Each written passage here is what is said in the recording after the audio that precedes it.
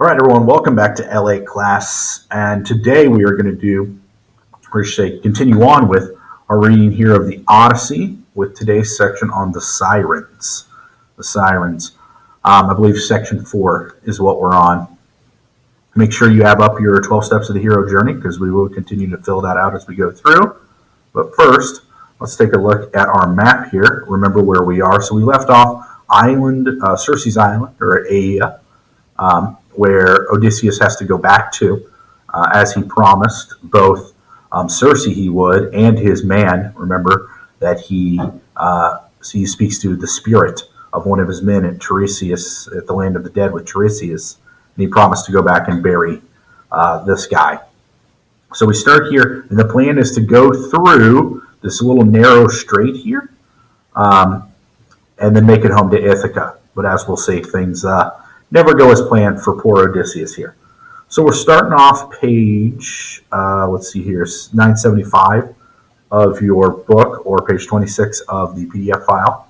Let's go ahead and begin with the Sirens. All right, a quick recap here. Odysseus returns to Circe's island. The goddess reveals his course to him and gives advice on how to avoid the dangers he will face. The Sirens, who lure sailors to their destruction. The wandering rocks, sea rocks that destroy even birds in flight. The perils of the sea monster Scylla, and nearby the whirlpool Charis, and the cattle of the sun god, which Tiresias has warned Odysseus not to harm.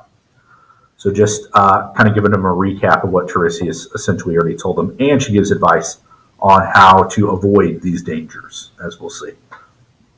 So as Circe spoke, Dawn mounted her golden throne, and on the first race, Circe left me, taking her way like a great goddess up the island. I made straight for the ship, roused up the men to get aboard, and cast off at the stern. They scrambled to their places by the rowlocks, and all in line dipped oars in the gray sea. But soon an offshore breeze blew to our liking, a canvas-bellying breeze, a lusty shipmate sent by the singing nymph with sun-bright hair. And so we made fast the braces, and we rested, letting the wind and steersman work the ship. The crew being now silent before me, I addressed them sore at heart. Dear friends, more than one man or two should know those things Circe foresaw for us and shared with me. So let me tell her forecast. Then we die with our eyes open, if we are going to die. So he's essentially saying, all right, let me tell you guys what's up, what I've learned, because if you are going into almost certain death, then you should know what's before you, right? Die with your eyes open, as he says. Or know what death we baffle if we can. Sirens weaving a haunting song over the sea we are to shun, she said, and their green shore all sweet with clover, yet she urged that I alone should listen to their song. Now, there's some conjecture on whether or not she actually said this, or whether Odysseus just wants to hear the song. Kind of depends on the version you're looking at, and kind of the interpretation that you take. But either way, you don't want to hear these songs because the sirens lure you using these songs into what they call their green mirror, or the water, where they then devour the flesh of man. Therefore, you are to tie me up tight as a splint, erect along the mast, lashed to the mast, and if I shout and beg to be untied, take more turns of the rope to muffle me. So everyone else is supposed to plug up their ears, right, as we'll see, and Odysseus is going to be tied to this mast so that he can hear the siren song as they pass by their island.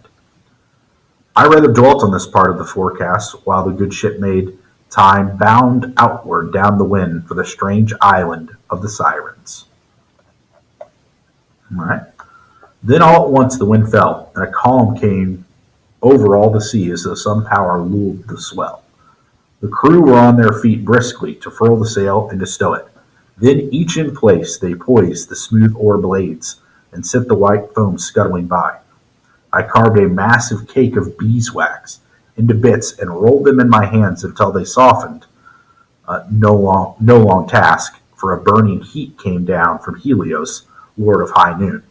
Going forward, I carried wax along the line and laid it thick on their ears. So essentially, he created these little earplugs for everyone to pull in so they can't hear.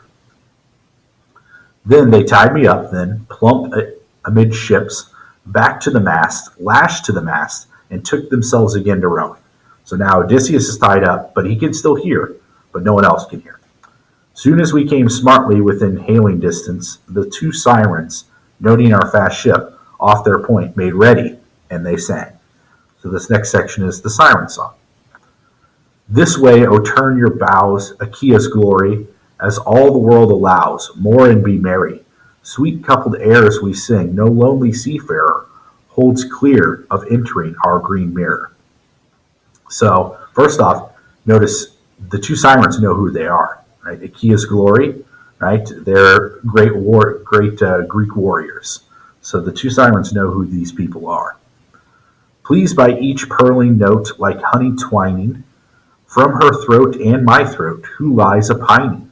Sea rovers here take joy, voyaging onward, as from our song of Troy, graybeard and rower boy goeth more learned. All feats on that great field in the long warfare, dark days the bright gods willed, wounds you bore there. So again, talking about the Battle of Troy, and because these sirens know that they fought at Troy. Argos, old soldiery, on Troy beach teeming, charmed out of time we see, no life on earth can be hid from our dreaming. So essentially saying there that they can see everyone on earth, right, in their dreaming as they describe it. But they know all the goings of man on earth. The lovely voices in ardor appealing over the water made me crave to listen, and I tried to say, untie me, to the crew, jerking my brows. But they bent steady to the oars. Then Parmenides got to his feet, and he and Eurylochus and passed more line about to hold me still. So all rowed until the sirens dropped under the sea rim, and their singing dwindled away. So he tried to get out, even though he knew what was going to happen. The siren song is too sweet, and he wanted to jump into the water and swim to them, even though he knew it would be certain death. My faithful company rested on their oars now, peeling off the wax that I had laid thick on their ears, then set me free. All right, so let's go to our 12 steps then. So for our 12 steps here, step 6, we have Odysseus has his men tie him to the mast of their ship and put earplugs in to make it past the sirens. So just a quick sentence there describing the little adventure here with the sirens that we just had. All right, everyone, that'll do it for today's video, and I'll talk to you next time.